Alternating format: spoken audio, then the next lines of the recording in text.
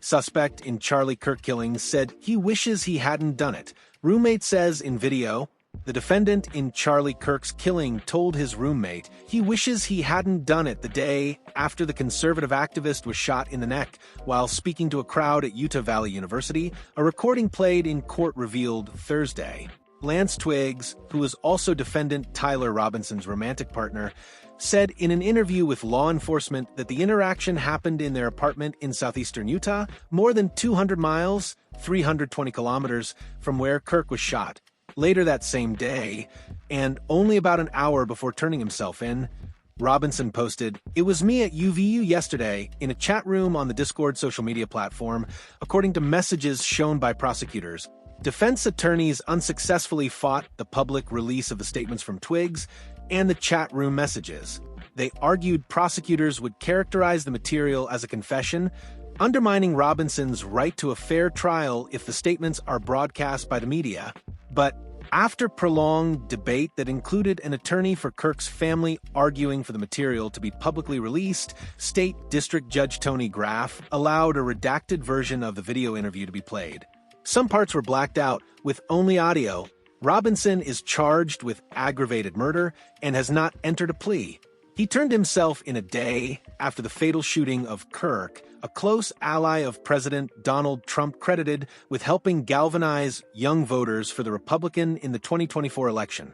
Prosecutors allege Robinson confessed in a note to Twiggs that read, "I had the opportunity to take out Charlie Kirk, and I'm going to take it." Robinson also allegedly sent a text to Twiggs saying he targeted Kirk because he had enough of his hatred. State Bureau of Investigation agent Brian Davis recounted the exchanges between Twiggs and Robinson under questioning by a prosecutor Thursday. They included texts from Robinson worrying about leaving fingerprints on a rifle that belonged to his grandfather, which authorities believe he used to shoot Kirk. Others' messages discussed engravings on bullet casings. Prosecutors said ammunition found in the gun used to kill Kirk had engravings that included, "Hey, fascist." Catch, and if you read this, you are GAY. Robinson appeared to furrow his brow and smirk as the text messages about the engravings were displayed in the courtroom. He was dressed in a jacket and tie, with one arm shackled to his waist, and appeared to be taking notes with his free hand.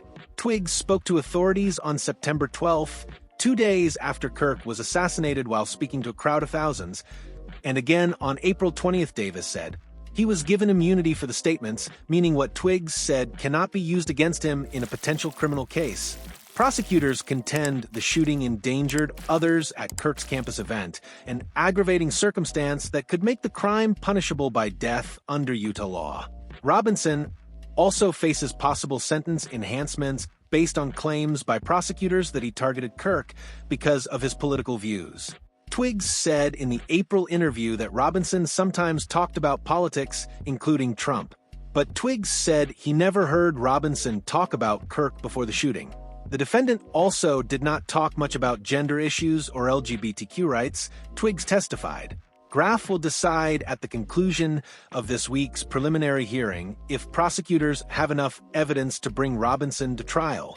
Robinson's attorneys have not commented on his guilt or innocence, but have sought to get the death penalty taken off the table. So far, unsuccessfully.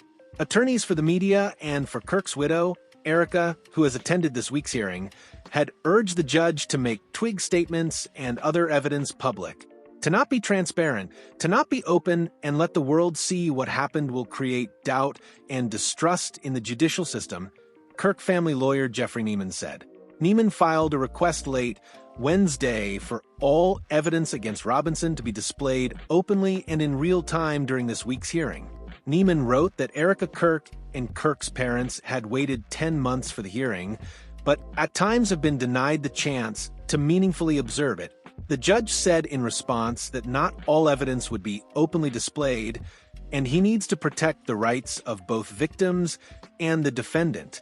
Investigators say Robinson went to a rooftop near where Kirk was speaking and shot him once through the neck as the activist was taking questions from a crowd of several thousand people.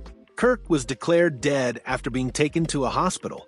Investigators found the suspected murder weapon, a bolt-action rifle with one spent round. wrapped in a towel in a wooded area near where Kirk was shot. Robinson's parents and two of his brothers sat behind him in the front row of the courtroom gallery.